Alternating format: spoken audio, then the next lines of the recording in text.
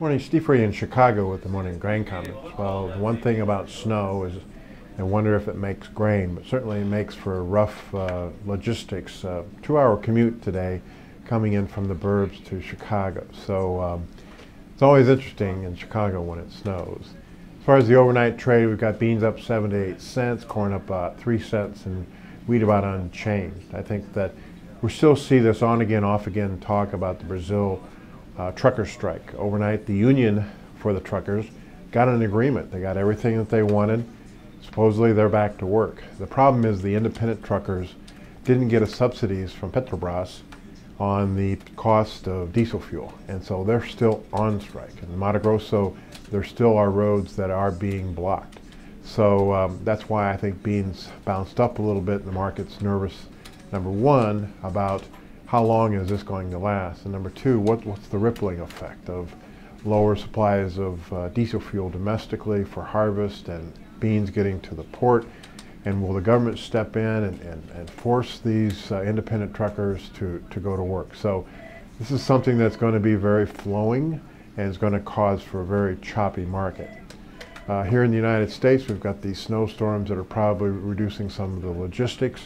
When we look, though, at global prices, you look at March beans, meal in South America, much cheaper than the U.S. Corn around the world, whether it's Ukraine or Brazil, is much cheaper than the United States. And wheat prices, for the most part, whether it's Europe or Black Sea, are cheaper than the United States. So from a fundamental standpoint, our prices are still too high. And we just have to see how long these seasonal things like weather and trucker strike supports prices.